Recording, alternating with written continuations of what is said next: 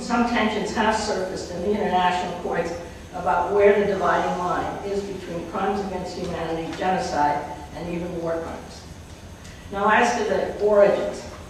given the focus of this conference on the Nuremberg Tribunal, a word about when and how these two categories of international crimes came into being. The tribunal, of course, features the first appearance on the international court scene of crimes against humanity, a category that was designed to cover the Nazi atrocities perpetrated by the German government on its own citizens, Jews, and other disfavored groups, as well as crimes inflicted on peoples of occupied countries.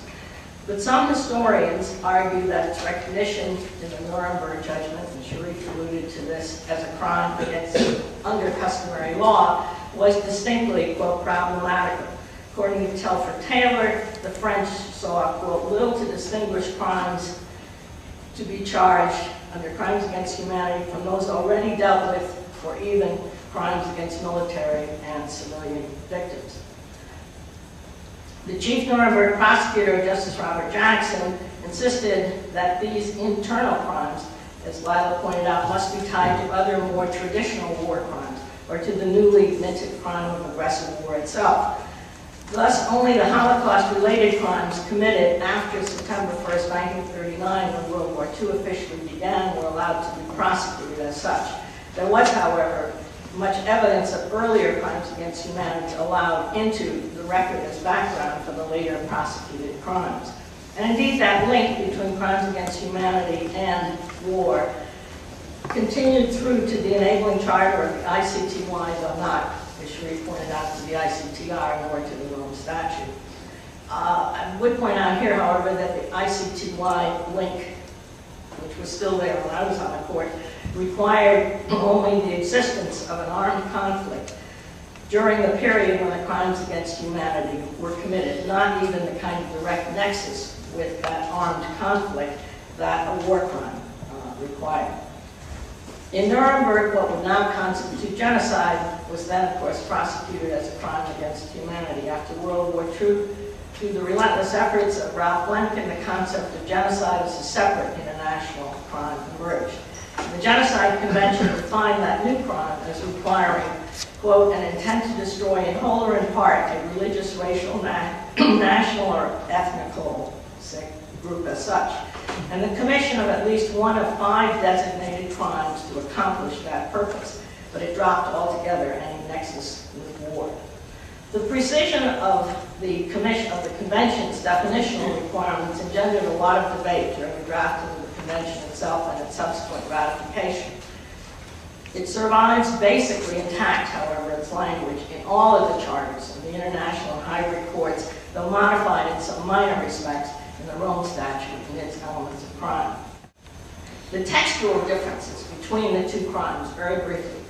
crimes against humanity and genocide, are the following. Crimes of humanity, crimes against humanity, require the acts prosecuted be part of a, quote, systematic or widespread attack against a civilian population, and that the perpetrator know about this wider campaign when he or she commits the particular act that constitutes a crime against humanity. Genocide requires that the acts, which can only be the specific 5 ones listed,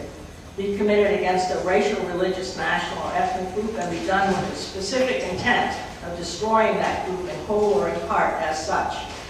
The genocidal acts themselves may be committed against only a few persons, and they don't have to be part of a widespread or systematic campaign against civilians, although the Rome Statute and its elements of crime now adds something along those lines, requiring that, quote, the conduct took place in the context of a manifest pattern of similar conduct directed against the group, or was conduct that could itself affect such destruction. But the tightly restricted definition in the Genocide Convention of destroy,